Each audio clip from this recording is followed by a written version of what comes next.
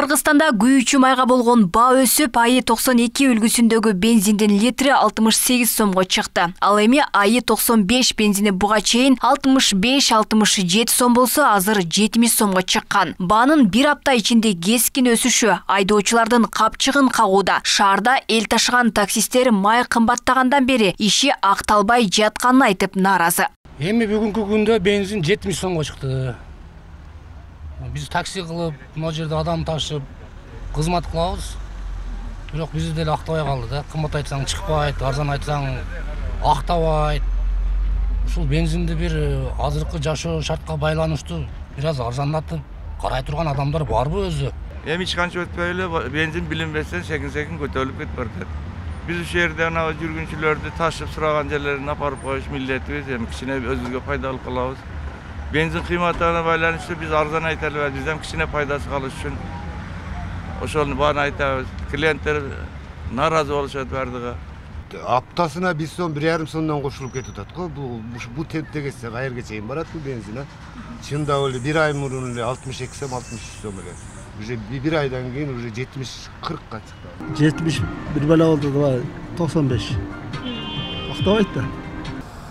Өлкө жылына 1 миллион 300 миң тоннадан 1 миллион 500 миң тоннага чейин күйүүчү май керек дейт. Анын көпчүлүк бөлүгү Орусиядан келет. Буга чейин Россия бензин жана дизель майын экспорттоого убактылуу чектөө киргизген. Бул чектөөнүн Кыргызстанга тиешеси жок деп айтылган менен бензинге болгон баа өсүп жатат. Ал арада монополияны жөнгө салуу кызматы азырынча өлкөдө күйүүчү майлоочу майлар тартыш эместигин билдирди. Бензиндин баасы Орусиядагы дөң баага жараша аныкталып коюлат. Мындан улам өлкө баа саясатына таасир эте албай жатыптыр. Бүгүнгү карата Россия өлкөсүнүн ички өздөрү чечим кабыл алып, экспортко чектөө киргизди. Ошонун негизинде бизге таасирин тийгизип, бир топ баалар өскөнү байкалууда. Бул эми биз негизинен биз азыр мониторинг кылып турабыз, кандай болуп атат, анализ кылып, анан ошол негизде чалып барабыз. Бүгүнкү күндө кырдаал ошондой.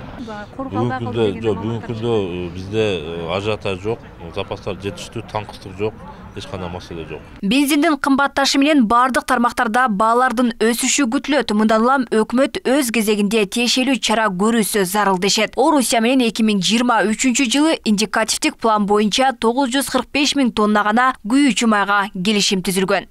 Майдын аягында бензиндин баасы 1 тоннасына где-то 61-62 миң рубль болуп атса, мына сентябрдын башында уже 72-75 чейин көтөрүлүп турду да. Biz ошону алдын ала билип, ошого карата да бир аракеттерибизди көрүш керек эле.